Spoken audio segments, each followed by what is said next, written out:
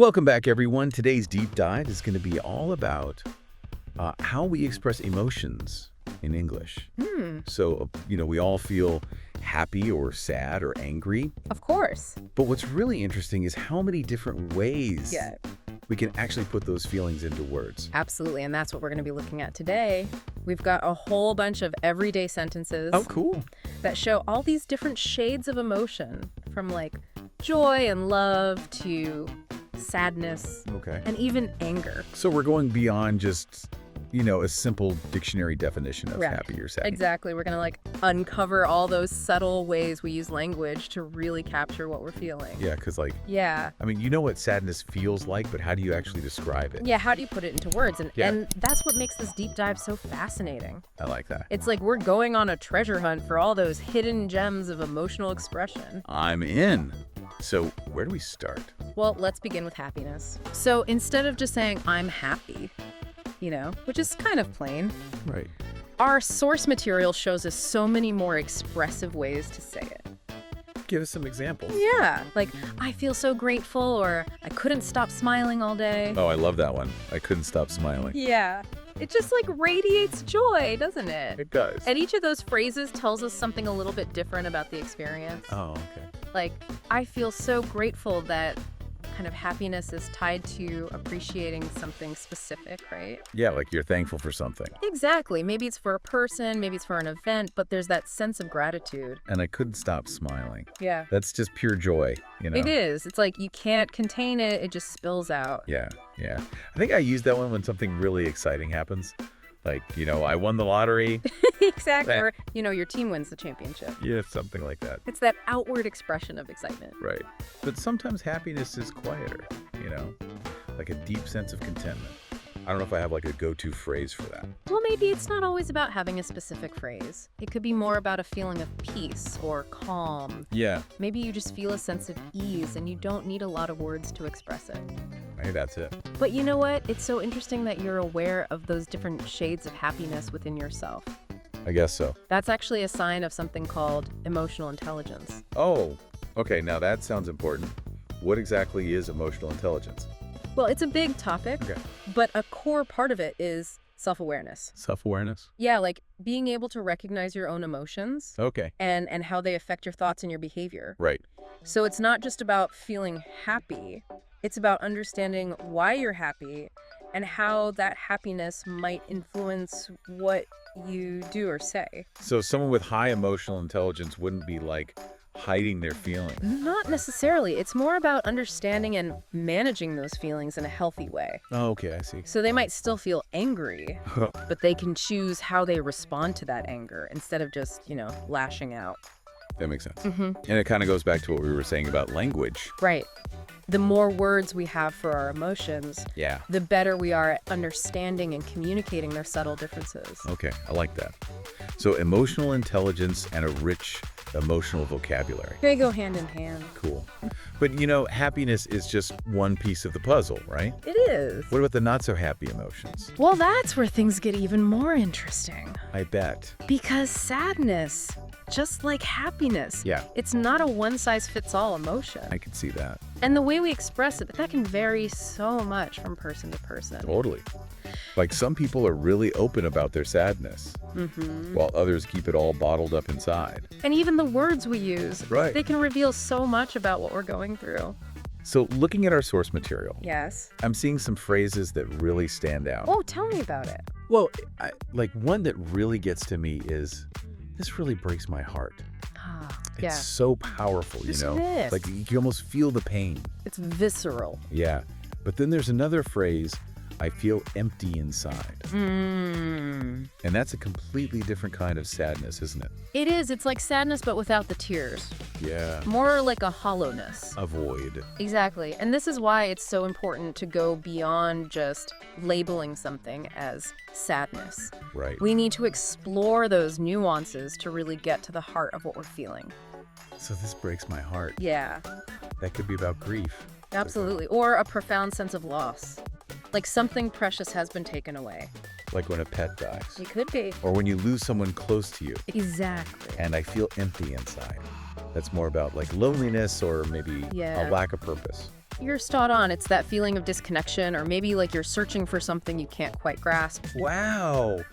It's like those phrases are clues, helping us figure out what's causing our sadness. That's a great way to think about it. Which makes me wonder, could understanding those nuances actually help us cope better? That is a fascinating question. Right. And it's one that researchers are actually looking into right now. Oh, wow. There's a growing body of research that suggests that the words we use to describe our emotions, they can actually influence how we process and regulate them. So it's not just about talking about our feelings. Right. It's about using language as a tool for self-discovery and healing. That's powerful. So maybe instead of just saying, I'm sad, we should be asking ourselves, what kind of sad am I? Exactly. It's about getting curious about those nuances. I like that. It's like becoming an emotional detective. I love that analogy. But, we've talked about happiness. We've talked about sadness. There's another big emotion that I think we need to dive into. You were talking about anger? Yeah. And looking at our source material, there are some pretty intense expressions in there. Oh, absolutely. And those expressions give us a glimpse into what happens when anger takes over. Like physically and mentally? Exactly. Okay. Like this one. I'm so angry I can't even think straight. Oh, yeah.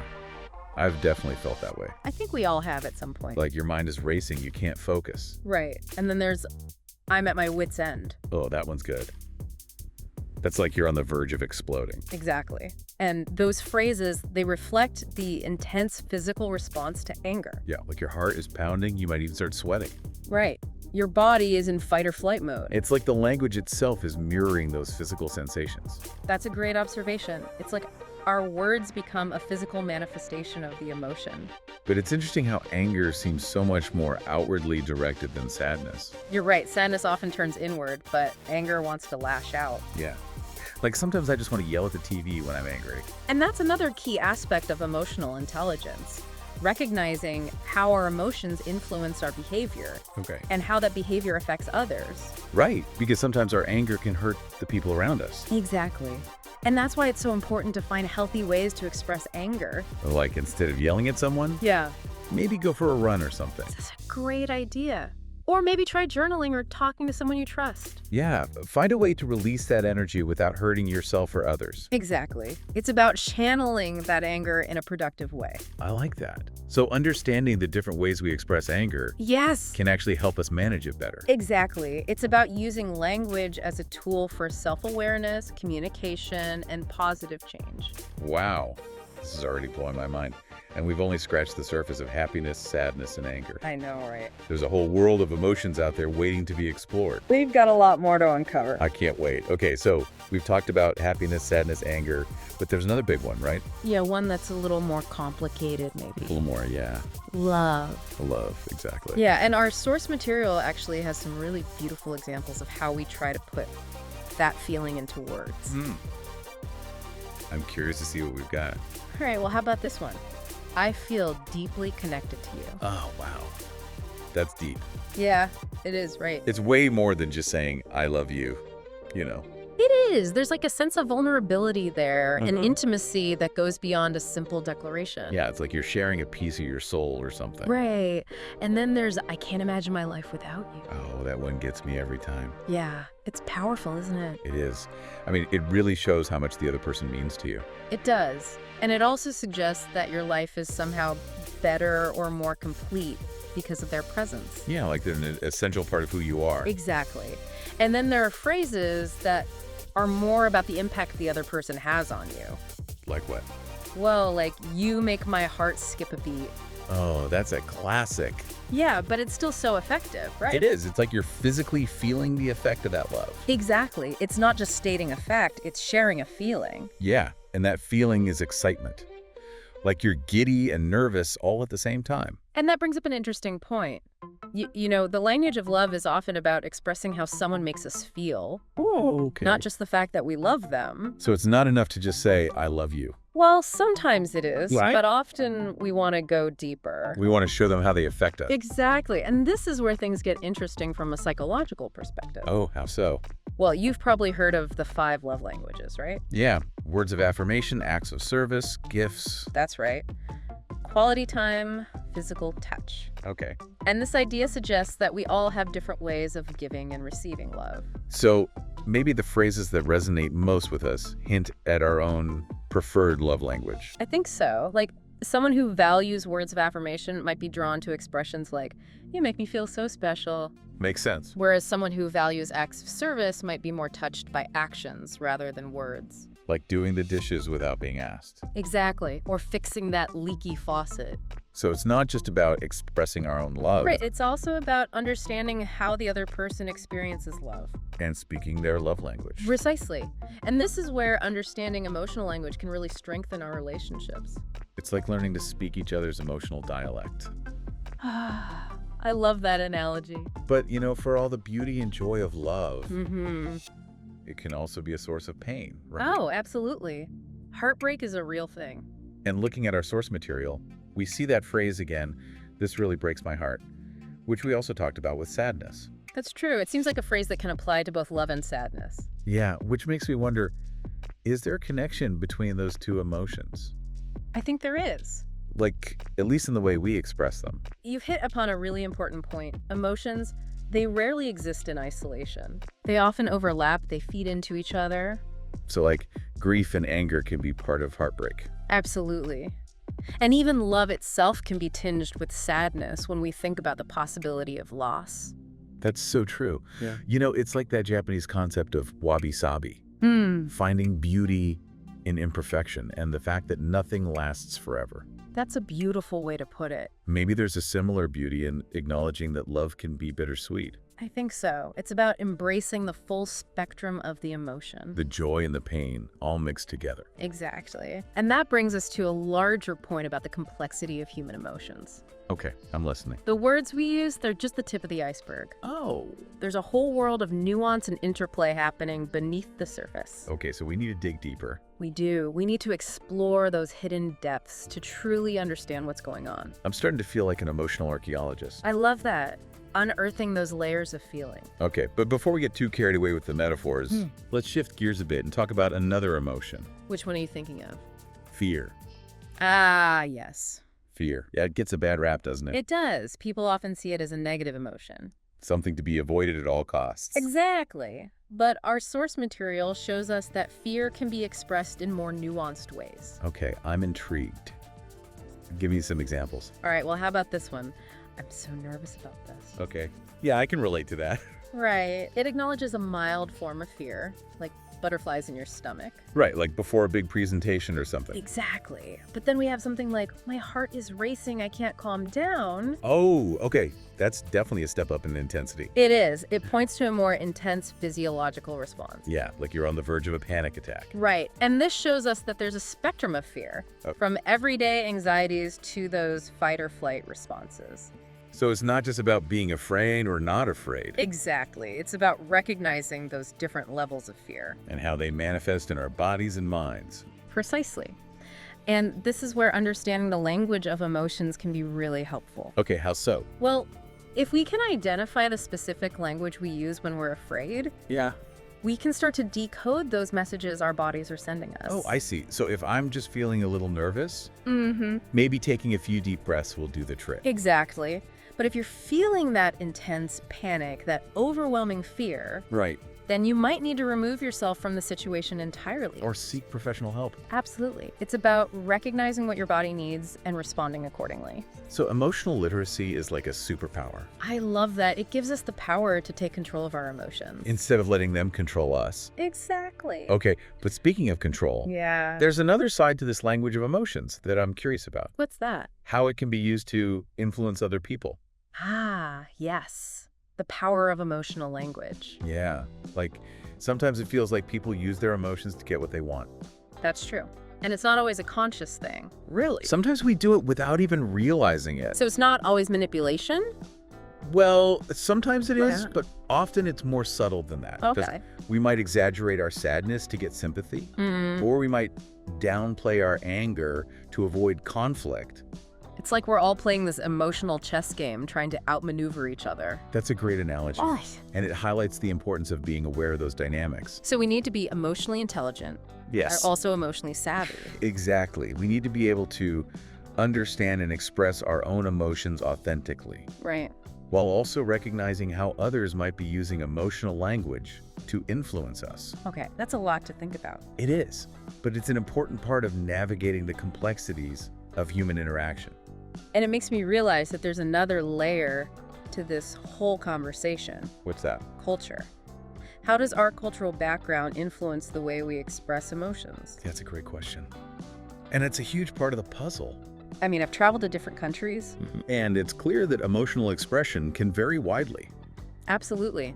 Different cultures have different rules about how it's appropriate to express emotions. Like some cultures are much more expressive than others. Exactly. Some cultures encourage open displays of emotion, while others value stoicism and emotional control. And those differences can lead to misunderstandings. Oh, for sure. Like, a gesture that's perfectly normal in one culture might be considered rude or offensive in another. It's like speaking different emotional languages. That's a great way to put it. And those differences can extend to language as well. Oh, how so? Well, some languages have a richer vocabulary for certain emotions. Really? Yeah, while others might lack specific words for feelings that are common in other cultures. So it's not just about how we express emotions. Right. It's about how our language shapes our understanding of those emotions in the first place. Precisely. There's a theory in linguistics called the Sapir-Whorf hypothesis. Okay. And it suggests that the language we speak can actually influence how we think and perceive the world. Wow. So if a language doesn't have a word for sadness, does that mean people who speak that language don't feel sad? It's not quite that simple, Okay. but there's definitely evidence to suggest that having specific words for emotions can make us more aware of them. So it's like having a more detailed map of our emotional landscape. Exactly. If you have more words for sadness, Yeah? you might be better able to differentiate between those subtle shades of sadness. That makes sense. And if a language lacks a specific term for an emotion, it might be harder for people to identify and articulate that feeling. Exactly. It might be there, but they might not have the language to express it fully. This makes me think about the challenges of translating emotions across languages. That's a great point. It's not just about finding the right words. What do It's we- about conveying those subtle cultural and linguistic nuances. It's like you need to be an emotional interpreter. I like that. Someone who can bridge the gap between those different ways of understanding and expressing feelings. Wow. It's already given me so much to think about. So we've talked about a lot of different emotions and really how we use language to express them. Yeah, we've gone from happiness and sadness all the way to love and fear and even anger. Right. And even how culture can play a role. But before we wrap up, I'm curious, what's the big takeaway here? Like, why does all this matter? That's a great question. And I think it comes down to this understanding the language of emotions. It's not just about expanding your vocabulary. Okay. It's about developing a deeper understanding of yourself, building stronger relationships, Okay. and navigating the world with more empathy and understanding. Yeah, I can definitely see how it connects to self-awareness. Yeah. Like, the more I can articulate my feelings, the better I understand why I react in certain ways. Absolutely. But how does all this translate to better relationships? Well, imagine trying to build a house without a common language. Ooh. It would okay. be almost impossible. You wouldn't be able to communicate your vision, you couldn't coordinate your efforts. Right. And relationships are kind of similar. When we can't express our emotions clearly or understand the emotions of others, communication breaks down. It's like we're speaking different languages. Exactly. And that leads to misunderstandings, frustration, and conflict. So if we can learn to speak each other's emotional language, Yes. Then we can communicate more effectively, resolve conflicts constructively, and build those deeper, more fulfilling connections. so it's not just about avoiding arguments. It's not. It's about creating a space where we can truly understand and support each other. That's beautiful. And this goes beyond just our personal relationships, right? Absolutely. Emotional intelligence is becoming increasingly important in all areas of life, Like in the workplace. especially in the workplace, also in leadership roles, Okay. and even in global diplomacy. So it's not just about, touchy-feely stuff. It's not. It has real-world implications. And huge implications for how we work, how we lead, and how we interact with each other on a global scale. Okay, so what you're saying is that by understanding the language of emotions, Yes, we can actually create a more compassionate and effective world. I truly believe that. Research has shown that people with higher emotional intelligence tend to be more successful in their careers. Hmm. They have stronger relationships and they experience greater overall well-being. Wow, so it's a win-win all around. It is. Well, this has been an incredible deep dive. It has. We've covered a lot of ground. I feel like we've only just scratched the surface. And that's the beauty of it. The journey of understanding emotions is ongoing. Yeah, it's a lifelong process. It is. It's about constantly questioning, exploring, and refining our understanding of ourselves and others. And the more we learn, Yeah. the more we realize how interconnected everything is. Our emotions, our thoughts, our actions, it all impacts the world around us. It's like a ripple effect. Exactly.